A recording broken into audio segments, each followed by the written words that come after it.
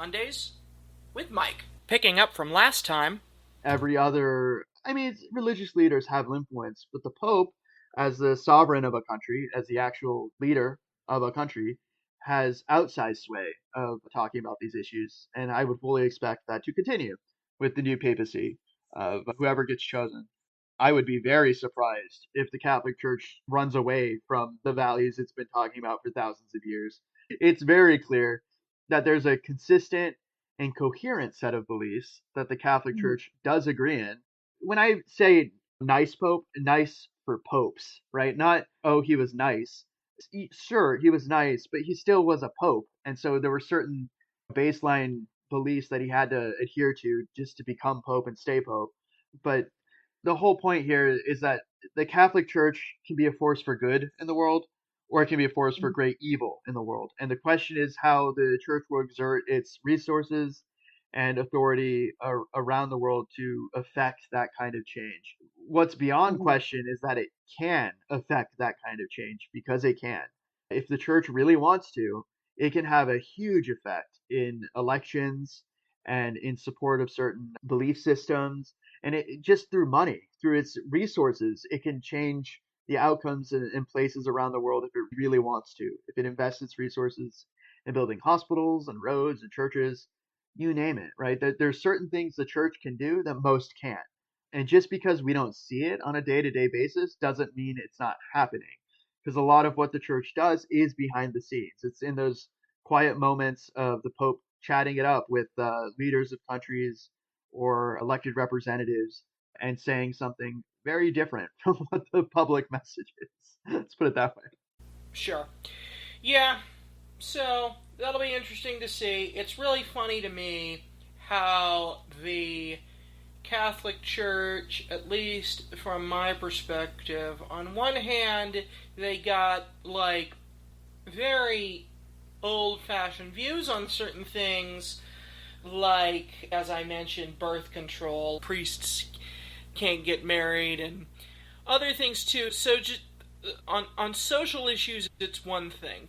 But a lot of people have views on social issues, and I don't really interrogate somebody's views on social issues when I talk to them. And on the other hand, they do immense good for charities of the people of the world and for art, and they probably encourage their members to lead well-balanced lives.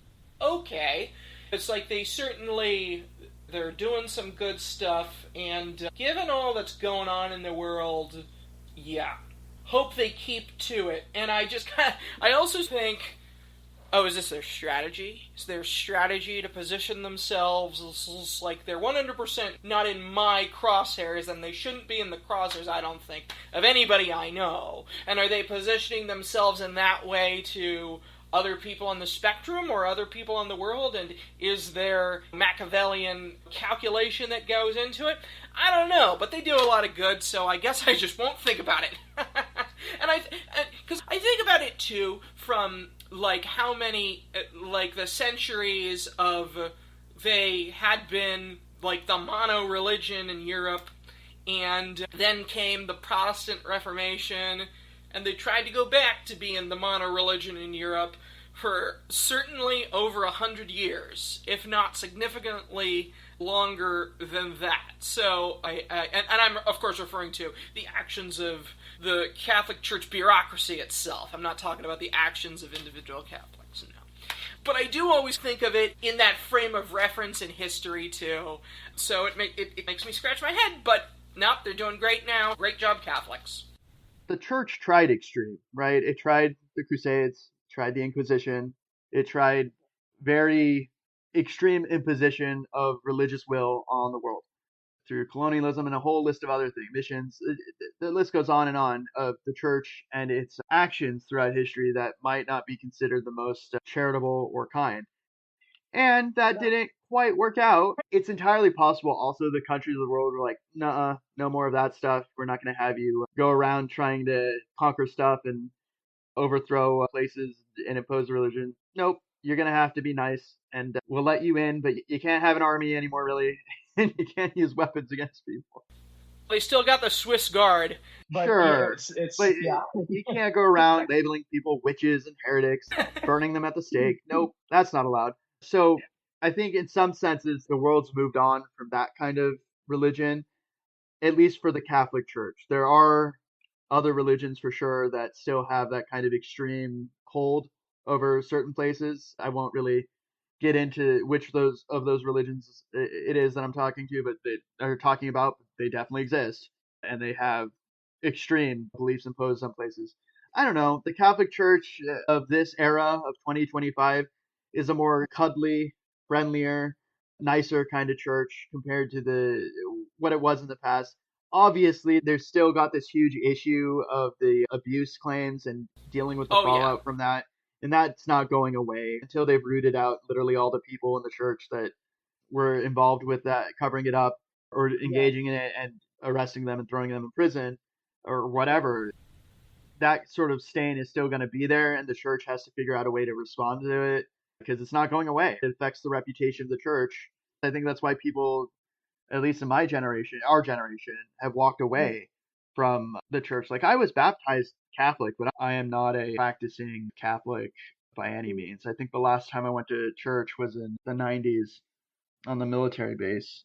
And the only other reason I have to go to a church is weddings, yeah, funerals. I went to church for a wedding, I went to church for a funeral, and churches for tourism, right? To see the art and the sculptures and the really cool architecture. But no, I'm not a practicing Catholic by any means anymore, even though I was. Because I was baptized, I don't really have a choice in the matter of being a Catholic because I am a Catholic. Sure, if that's what you base identity on, yeah, yeah, and that's what most of them do, yeah. But also just how I was raised and where I lived in Italy for a while. And I don't know if you've been to Italy, but it's very no, Catholic. Let's just say it's very Catholic. I think it's up in the 90% range, if not more, of how many people are practicing Roman Catholics in Italy. Italy is a right. country where a percentage of their tax that they pay in income tax goes straight to the church. Is that if they're members? Because I know Germany does that too. I'm not actually sure if it's members or if it's just everyone who pays taxes in Italy. I'm not sure, but I do know for a fact that part of the tax goes straight to the church in Italy. Yeah, Yeah, so the way to think of the Catholic Church now is more like a cultural thing as opposed to a country thing, right? In the sense that there aren't really countries out there other than the Vatican that are controlled by the Catholic Church in the sense of how they used to be. Because there was a time where the Catholic Church had much more sway. I don't really see a future where the Catholic Church tries to reassert itself in the world in that way of conquest and aggression and having a military. I do see the Catholic Church trying to certainly hold sway in the cultural and spiritual beliefs of people in mm, nations that will allow them to practice the religion. I'm not so sure that the Muslim world's going to have much of permission given to the Catholic Church to try and invest lots of resources in some of the majority Muslim countries. I don't see it, but no, who okay. knows? The future is uncertain. It But sure. I'm reasonably certain that the new Pape, the new Pope, is definitely going to be advocating for those consistent, coherent set of Catholic beliefs, right? Of the Trinity, all this stuff, the church doctrine. That's not going to change. I don't see that changing ever. No. The things that change are going to be on the margins. It's going to be the stuff like you were talking about, birth control, women in the church. It would be nice if they actually considered allowing their priests to marry, because it would be one of the answers or solutions to the abuse scandal. They'll probably never allow gay marriage, but if they allowed marriage, it would at least provide an opportunity for priests to get married, to raise kids, to have a family. It would also be very pro Catholic of talking about specifically I'm trying to think of the replacement rate of countries that have low birth rates. One way to send the message loud and clear that the church is still all in favor of people having lots of kids is to allow their monks and their priests to marry. That would be a big Yeah, deal. It would send that message. Yeah. That actually, the fact that they don't allow their priests to marry may have played a pivotal role on my not becoming a Catholic because my mother's family and my father's family, some of them were Catholics, but I wasn't raised that way. And it was like, oh, beautiful artwork. Oh, that's wonderful. Oh, yeah, nice sermon, sure. But then I'm watching, like, then Pope John Paul dies, and we see the first of our lifetimes, conclave. That's what the conclave is, right? With the black smoke and the white smoke. Is that Yeah, what that yeah, is? yeah. That's the Yeah. Conclave. A great movie, by the way. If you haven't seen it, I thought it I was should very see well that. written. Yeah, and it was known at that time, it had come out within 5 years of that or so. Oh, you got this sex abuse. Yeah, And the movie I Spotlight. If you've ever seen Spotlight or read about it, that was the big article about it where they talked about the huge sweeping cover up. Yeah. Okay. The Mike watch list. And I just thought, and this is high schooler logic me, but I just thought to myself, while the conclave was going on TV, oh, they had sexual abuse, they can't marry. One probably has to do with the other, because if they don't grant themselves an outlet, then I'm not going to say no wonder, of course not, but like at a statistical level, over many priests, thousands of them, some of them would become frustrated. So that was just high schooler me's calculation. Whether it was right or wrong, I don't know. But yes, very tragic to have the abuse. And if they could marry, if at least it was an option, then I dare say that would probably be good in my humble opinion. But what do I know? It would certainly help with the message of having more kids because there is a message from the Catholic Church that seems pretty unambiguous that they want people to have families and they want them to have lots of kids. That's a pretty big message that's been consistent from the Catholic Church for quite some time. And it just sends a stronger message if the leadership followed their same preaching in that regard. But anyways, yeah, no, if you want to talk about the watch list, definitely Conclave I just saw was a great movie. Spotlight, also a very good movie. If you've never seen either of those, definitely recommend. Okay, next topic. Separation of bank and state. The Dow was down big time on Monday. It was not a huge down week for the markets in general, but it was a lot of volatility. But on Monday, they were down, and Trump said that Powell, Federal Reserve Chairman Jerome Powell, was a loser, and that he should cut rates, which is not, Trump can say what he wants to say, obviously, but it's not his purview to do it. White House was looking into removing Powell or looking into whether it was an option. NBC reported that they were looking into that. But Powell actually barked back, and he said tariffs could cause more persistent inflation, which to my mind is a more objective statement, or at least more evidence-based, than that Powell was a loser. So, is this the same old WWE-style conflict of big personalities and of no real consequence? Can Trump remove Powell? Did Reagan remove Paul Volcker? And what's it all mean for the economy? What do you think? Okay, let's work through these one at a time. I don't think it's the kayfabe, the false conflict or whatever that pro wrestlers have where they constantly building that the crescendo and decrescendo, the constant drama. I do think that Trump seriously was trying to exert pressure on the reserve chair in a way that hasn't been exerted in some time, if ever.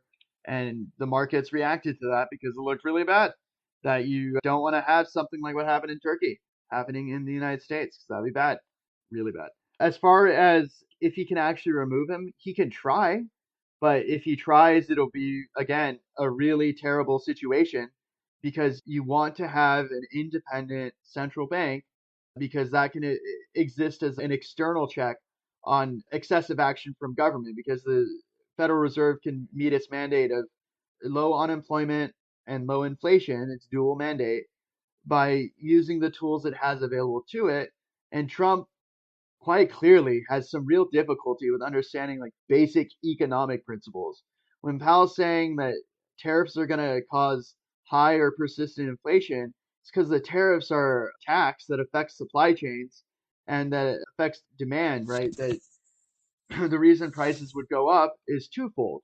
One, the price would increase because getting the goods into the supply chain would be more expensive, so companies have to increase their prices to accommodate that. Or two, prices would go up because companies might not be able to get the goods in, and so their competitors who can get the goods in or have the supply or inventory available to them will just raise the prices to whatever the market will bear because they can do it. That's the whole issue, is that it's bad both ways. It's a double-edged sword. The government gets short-term revenue, but it has long-term prices increase in terms of both supply chain and demand. It sucks. Or it's horrible. And Trump clearly has some struggle with understanding the effect that tariffs have, other than, ooh, the government gets more money, yay. This last meeting really shows it, where the CEOs apparently went up to Trump and said, hey, if you keep these tariffs on China going, you're going to have empty shelves and you're going to have businesses just outright failing. They're not going to be able to succeed. So, anyways, that's the first part about, is this the same old WWE style conflict between personalities with no consequence? No, there's consequences. Just by talking about it, it's causing jitters in the market. Just by mentioning even the possibility of it, it caused jitters in the market, because markets are based off of fear of people wondering whether their investments are secure or if it's better to invest elsewhere.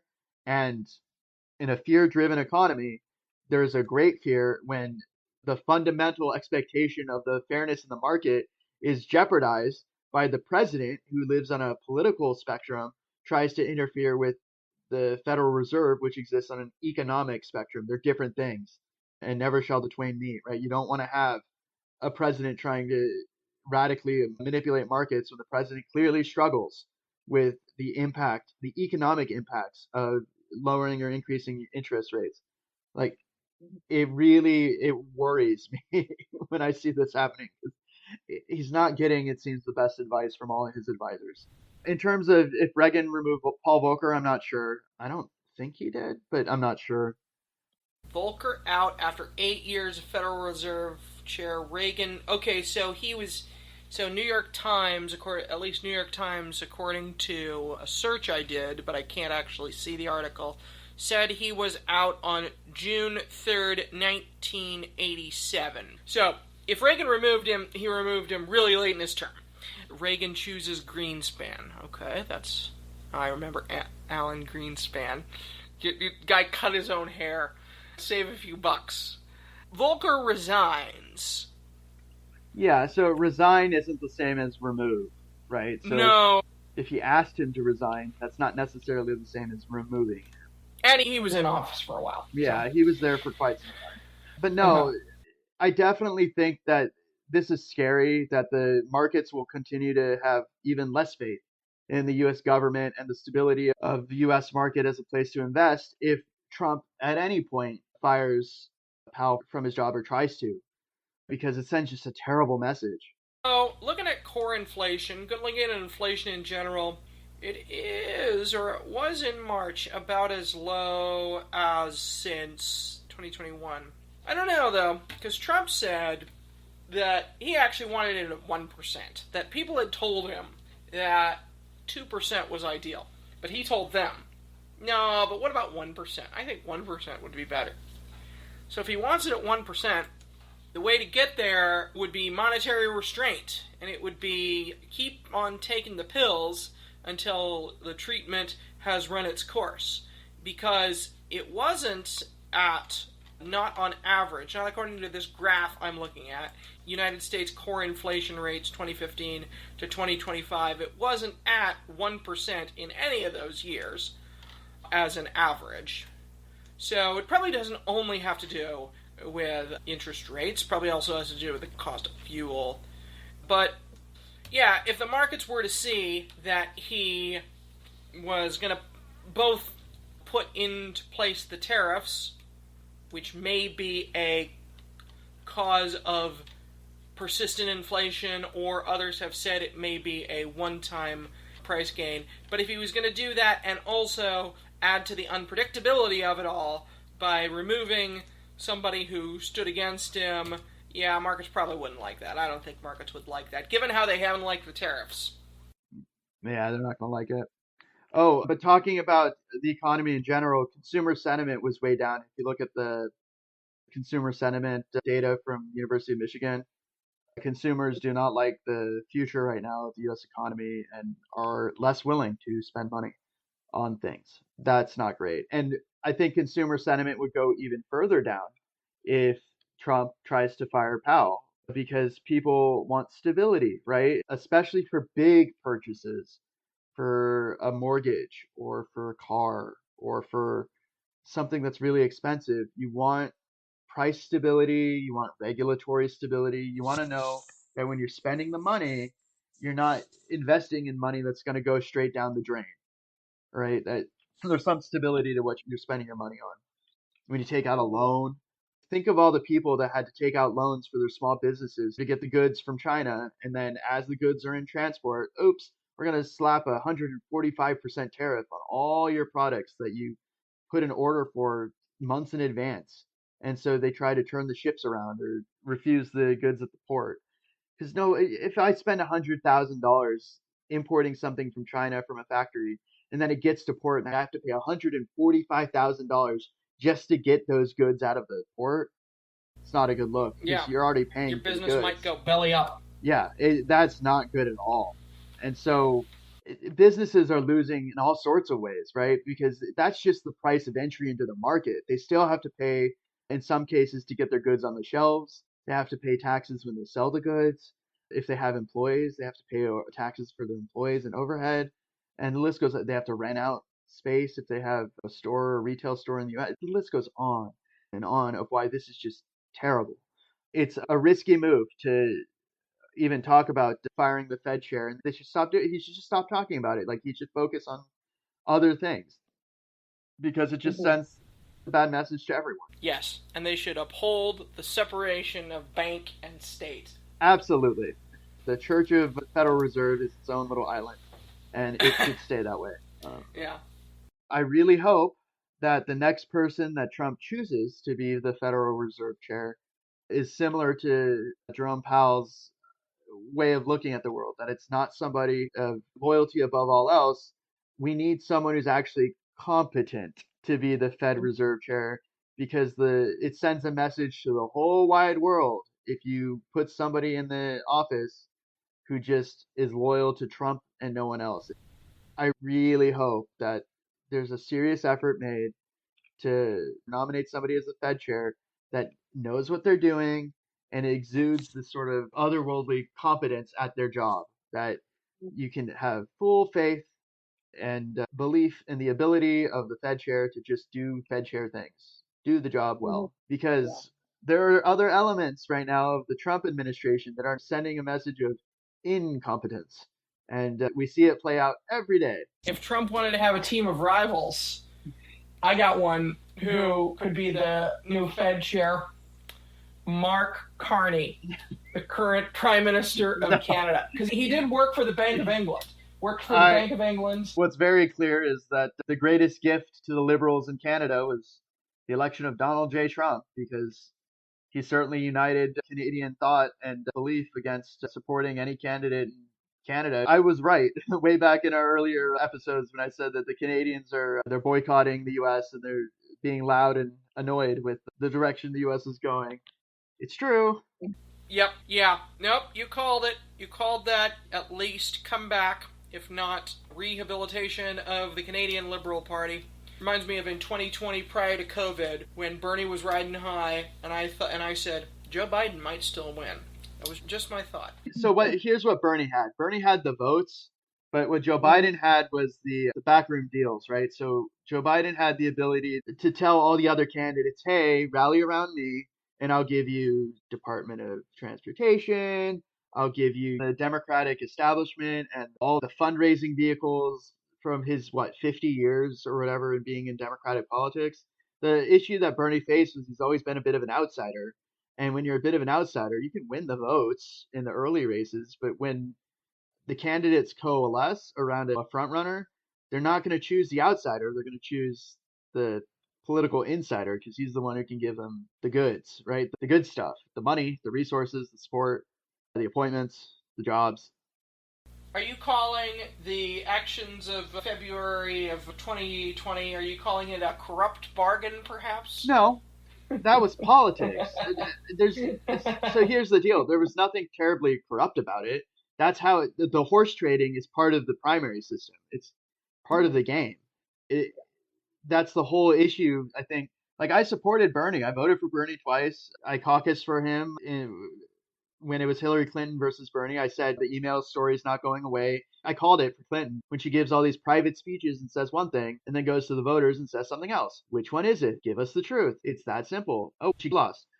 But no, Bernie's whole problem was that he was an independent for so many years. And so Right. he didn't build Yeah. that sort of insider Democratic base and foundation that you need to actually control Democratic politics. Because the president, at least for the Democratic candidate, isn't just the president, they're also the head of the DNC.